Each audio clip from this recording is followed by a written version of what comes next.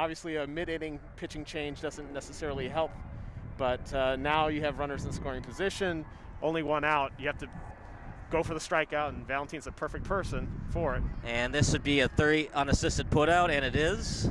Runners advance, so an RBI ground out for Carlson. Great job timing by Emma McMillan. She came in leading the team in stolen bases with 38. Probably the best person to have on the base paths in this situation with a one-run game. Little line drive past the third baseman, played by Maselli. They send her, does the third base coach, and Scott Rabel, he knows his softball. He sends her home, and we're tied at 1.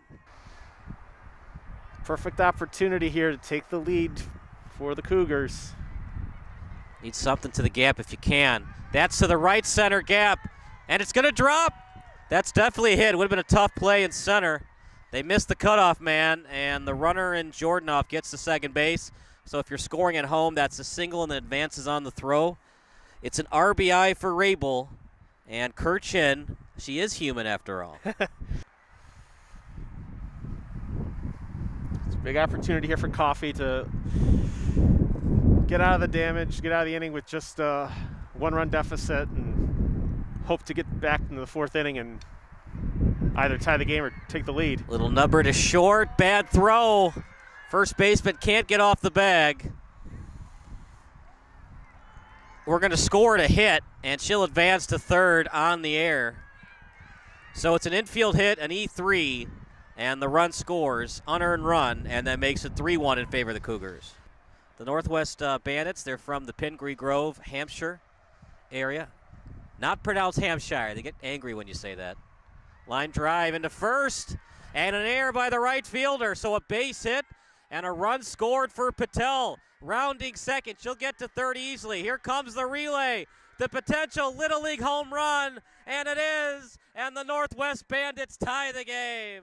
She got behind in the count, but quickly got back, forced the 3-2. She's a switch hitter in the dirt. Runner goes, and Northwest retakes the lead. Wild pitch if you're scoring at home, and Turf scores for the go-ahead run. I think with Patel, we saw that Patel was a little bit hesitant. The last batter up, didn't make the attempt to go to third. Kind of not being aggressive there on the base paths. Line drive, it stays fair, and it's past the left fielder. That will score Patel. In there for a double, she's thinking 3. Here comes the cutoff. Stand up, triple. Well, she's a little late dive. But there was no play at third, so we'll call it stand-up triple. Stand-up triple for Coffee, and that's excellent. It was a line drive hugger and a big insurance run for the Bandits. This is why these insurance runs are huge.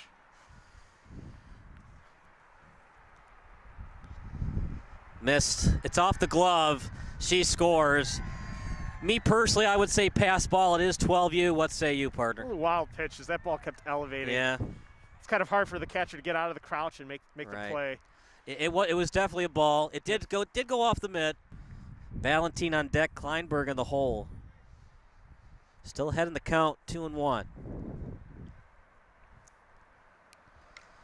Little soft liner.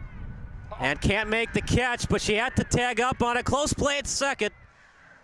And I like the idea, partner. You're up 3 runs. Yes, you could have gotten the out, but if that's an overthrow, now it starts to become more of the damage. Kept it, didn't get a great job catching that, but the ball dropped right in front, so it didn't allow an opportunity for the runner to try and go to third.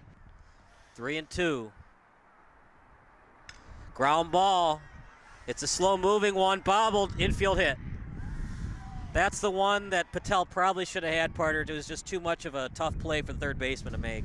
That's a little bit of no man's land right in the middle of between the pitcher and the third baseman. If McMillan gives up another run here with nobody out, even if you're up by a run with nobody out, you could consider playing infield in. It's weird, though, with nobody out, you'd like to at least get some outs, for a double play chance, but you also want to get that runner at the plate. Little fly ball, it gets over the shortstop's head. Everybody advances 1 base, and it is now 6-5. Station to station baseball or softball here. Rabel's driven in a run, scored 1 as well. Her dad's the third base coach. Can she do it for Dad? She already has a double tonight. It's to the outfield. This will score at least one. It's indeed caught. They tag up. Tie score. Patel fighting her way through it. They really haven't hit the ball that hard. The one thing I keep in mind, even though there's 2 outs in a tie game, Scoggin is good at bunting. Right. Would they do the suicide squeeze? We'll see. Just barely got a piece of it. It's on the ground. Close play! And she's safe! And the Cougars win! Cougars come back in the bottom of the 7th. It's a 7-6 victory. How about that? In the most unlikely way possible. A pop single to second base can't be caught. And the infield single, the blown save,